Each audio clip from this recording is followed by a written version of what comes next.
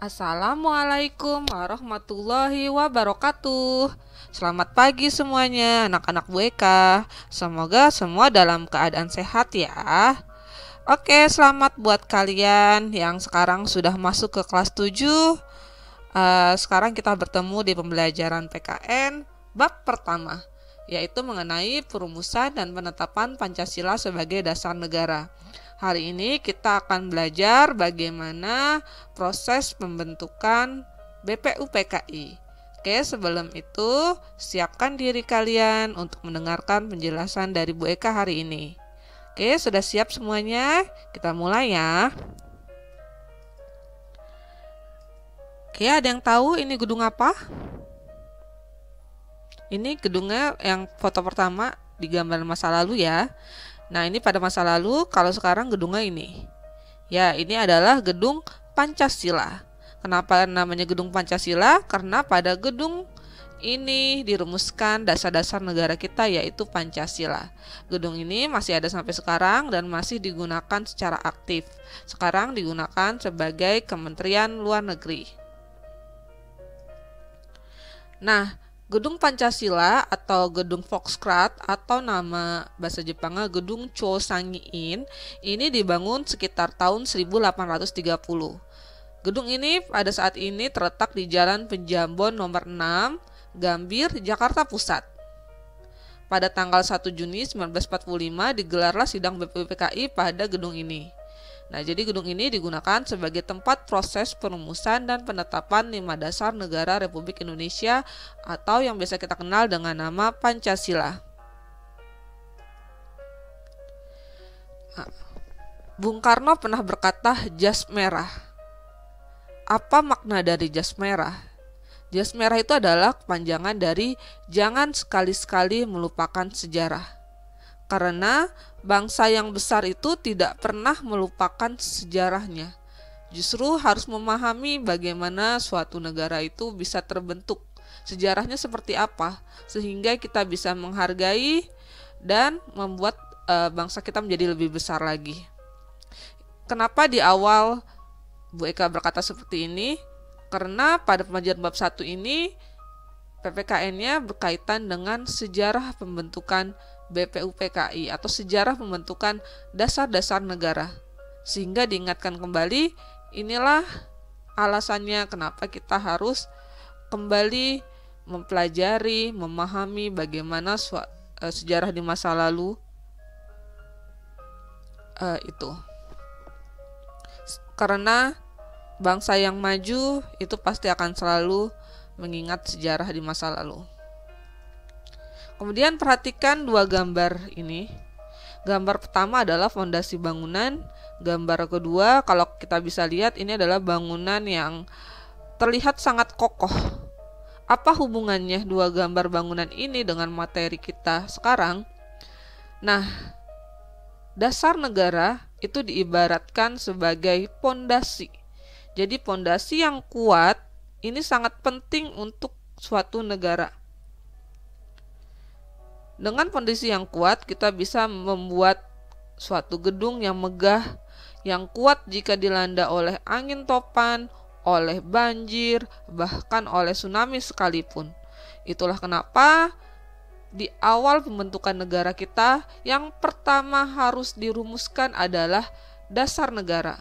Karena dasar negara ibaratkan bangunan adalah sebuah fondasi, sedangkan bangunannya adalah berupa negara.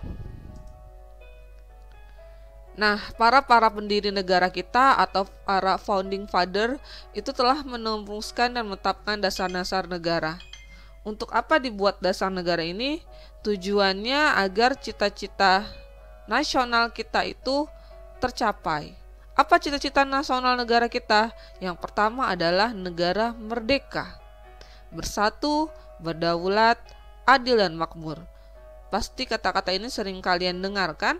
Coba tebak kata-kata ini terletak di apa? Kemudian manfaat adanya dasar negara ini adalah untuk mengantarkan Indonesia ke dalam kemerdekaan. Jika sudah merdeka, berarti dasar negara kita ini adalah mengantarkan kita kejayaan bangsa Indonesia. Oke, itulah tadi pengantar betapa pentingnya kita mempelajari bagaimana proses suatu dasar negara dan betapa pentingnya dasar negara bagi suatu bangsa. Oke, kita akan belajar tentang perumusan Pancasila sebagai dasar negara. Tujuannya pembelajaran hari ini diharapkan kalian mampu menganalisa proses pembentukan BPUBKI, lalu menganalisa proses Pancasila sebagai rumusan dasar negara. Sebelumnya kamu perhatikan gambar ini. Ini adalah gambar ketika proses sidang BPUBKI merumuskan dasar negara. Bisa kita lihat semua yang hadir pada saat itu betapa seriusnya mereka dan betapa mereka bekerja keras merumuskan dasar negara yang cocok, yang bagus untuk Indonesia itu apa. Nah, kita akan lihat bagaimana perjalanannya sampai pada akhirnya Indonesia mensahkan Pancasila sebagai dasar negara. Kisah ini berawal dari masa penjajahan Indonesia. Sebelumnya Indonesia sudah 3,5 abad atau 350 tahun dijajah oleh bangsa Belanda dan lanjut dijajah oleh bangsa Jepang sekitar 3,5 tahun atau 3,5 tahun.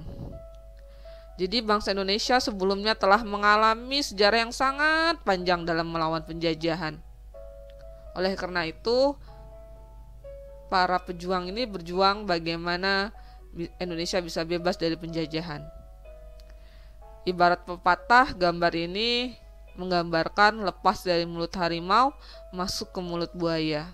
Jadi selama kita belum merdeka, kita akan terus merasakan kesengsaraan. Penderitaan apa saja yang diakibatkan dari pelaksanaan kebijakan tentara Jepang atau dijajah oleh tentara Jepang? Yang pertama adalah pelaksanaan kerja paksa atau ketika zaman Jepang ini disebutnya kerja rodi. Jadi di mana rakyat Indonesia itu disuruh bekerja overtime atau melewati waktu bekerja yang seharusnya, tidak diberikan istirahat yang layak, makanan yang layak, yang sudah pasti ini banyak jatuh korban. Dan kerja paksa ini pun digunakan oleh Jepang untuk membangun fasilitas-fasilitas Jepang, membantu dalam Perang Pasifik ketika Jepang melawan negara-negara sekutu. Lalu yang dilakukan berikutnya adalah pengambilan paksa. Apa yang diambil? Yang diambil adalah sumber daya alamnya. Semua diambil sampai untuk kita sendiri pun tidak tersisa, sehingga terjadi banyak kelaparan pada saat ini. Lalu berikutnya adalah perbudakan paksa. Di sini yang dijadikan budak tidak hanya para laki-laki yang bekerja untuk kerja paksa, tapi perempuan pun sama, dijadikan budak oleh para tentara Jepang pada saat itu. Jika kamu lihat ini, pasti tidak ada enak-enaknya yang namanya dijajah, semua penuh dengan penderitaan. Ini adalah gambaran betapa menderitanya ketika zaman penjajahan, baik itu oleh Belanda maupun Jepang. Ini adalah pembuatan fasilitas untuk Jepang. Ini juga sama, ini adalah gadis-gadis yang dipaksa untuk bekerja juga, diculik oleh Jepang. Nah, Jepang, kita dijajah Jepang itu secara ofisial atau secara resmi itu pada tanggal 8 Maret 1942 di Kalijati, Subang. Pada saat itu Belanda menyatakan menyerah tanpa syarat kepada Jepang. Jadi Belanda secara sukarela memberikan Indonesia kepada Jepang. Nah, tujuan Jepang menguasai Indonesia itu untuk apa? Yang seperti tadi sudah Ibu katakan, tujuannya yang pertama adalah ingin menjadikan Indonesia sebagai sumber pemasok bahan makanan untuk industri dan mesin perang Jepang. Yang kedua, diambil rakyatnya. Jadi dari zaman dulu rakyat Indonesia banyak kan? Itu untuk membantu Jepang dalam perang.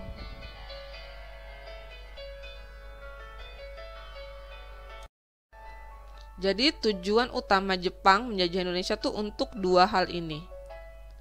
Oleh karena itu, agar rakyat Indonesia mau bekerja sama untuk memenuhi tujuan ini, maka Jepang ingin memikat hati rakyat Indonesia. Dengan cara apa? Dengan cara menggembor-gemborkan yang namanya gerakan 3A untuk menarik simpati rakyat Indonesia. Apa itu 3A? Yang pertama adalah Nippon Cahaya Asia, Nippon Pelindung Asia, Nippon Pemimpin Asia. Jadi Jepang datang ke Indonesia dengan menyatakan bahwa sebagai brother atau kakak tertua atau kakak tuanya Indonesia yang akan membantu Indonesia keluar dari penjajahan bangsa-bangsa barat, yang ternyata justru tidak kalah menderitanya ketika dijajah Jepang maupun dijajah Belanda. Ini adalah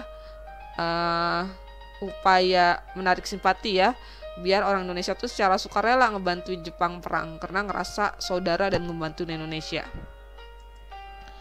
Nah, tapi rakyat Indonesia tidak sepolos itu, tidak menerima itu semua.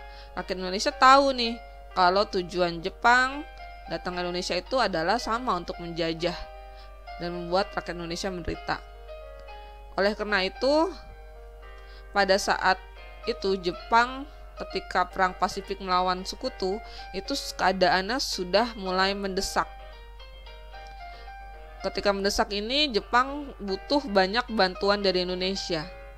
Biar Indonesia semakin banyak memberikan bantuan, maka pada tanggal 9 September 1944, Perdana Menteri Koiso sebagai perwakilan dari Kaisaran Jepang itu dalam sidang parlemennya memberikan janji kemerdekaan kepada rakyat Indonesia.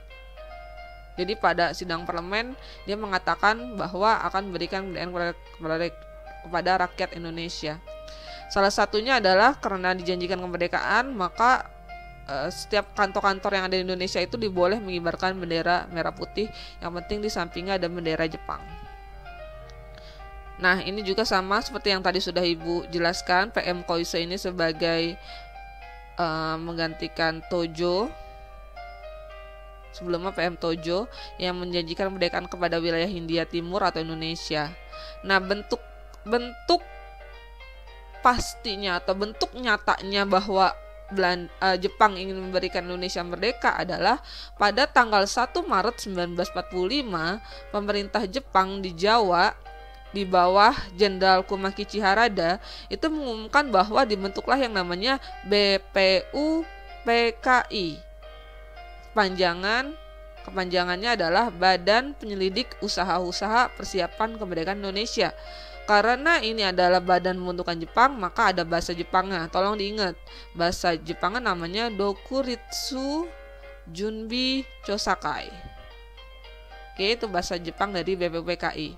Jadi BPUPKI dibentuk pada tanggal 1 Maret 1945. Nah,